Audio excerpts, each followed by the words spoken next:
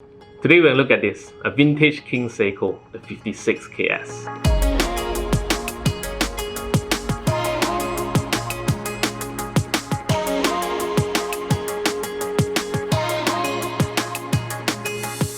Hi everyone, my name is Chiang, and if you haven't done so already, I would like to invite everyone to subscribe to the channel. We have a lot of watch content that's coming on this channel and we love to have you on board.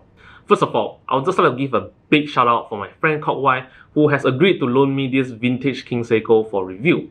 I've been wearing this watch for the past 2 weeks and I've really enjoyed the experience. This particular King Seiko is also known as the 56KS because the model number of this watch reads 5626-7110.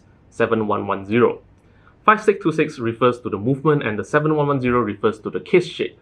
And if you look at these two numbers here at the back, the number 1 actually stands for 1971, number 5 stands for May.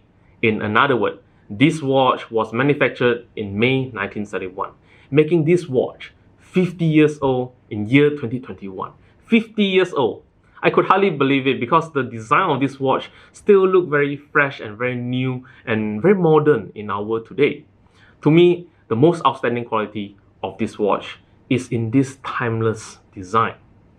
Now, there's a really nice backstory about how the design of this watch came about.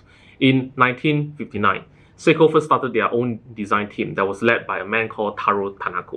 And the idea is to actually come up with a watch design that can compete with the Swiss during that time. In 1961, Tanaka came out with a series of rules, what he called grammar of design.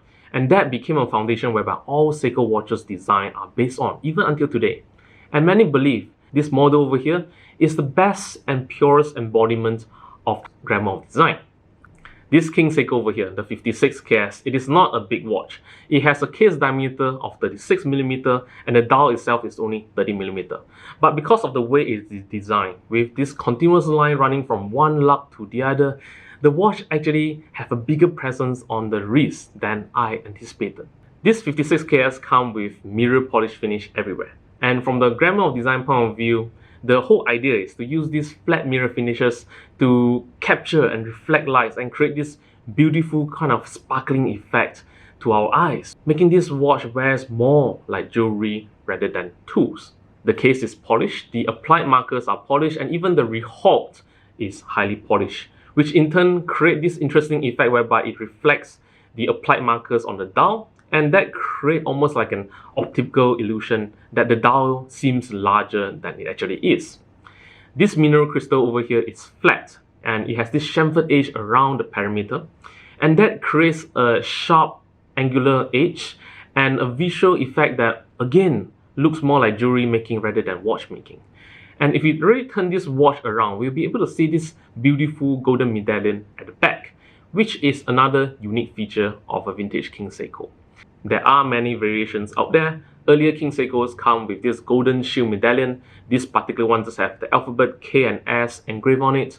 Some later end of the line model doesn't even have a golden medallion. For me, this golden medallion is a defining feature of a vintage King Seiko, and if I were to acquire a King Seiko, I would definitely get one with a golden medallion on it.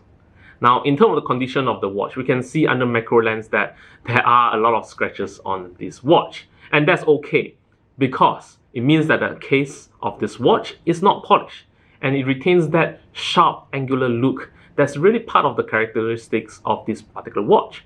From a design point of view, there's not much I can really fault about this King Seiko. If there's one reason I would not purchase this particular variation of the watch, it will have to do with its legibility. The watch came with a matte black dial and this highly polished stainless steel finish on the hour markers. And to me, honestly, it is not a great combination because it's not as legible as I would prefer it to be.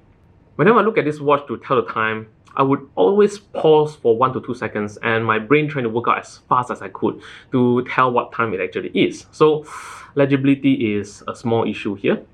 Saying that, however, there are a lot of white dials for this 56 King Seiko, and I think a white dial would easily overcome this problem for me. Now, would I recommend this watch to anyone? It depends. If you are a new watch collector and just kind of starting out on your watch collecting journey, I would not necessarily recommend this particular vintage watch for you. There are a lot of risks involved in collecting vintage watches, and if something did go wrong, it might put you off watch collecting for a while. But if you are into vintage watches, I think this King Seiko can be a very nice addition to your collection. It has a very nice backstory, it has a very beautiful timeless design, and it's still not that crazy expensive. And with Seiko starting to revive their King Seiko heritage and their story in year 2021, who knows, there may even be an increased demand for this particular watch. But hey, that's just me. What do you guys think about this watch? Let me know in the comment section below. If you like what you see today, please feel free to like, share and subscribe to the channel. We'd love to have you on board. Until then, see you in the next one.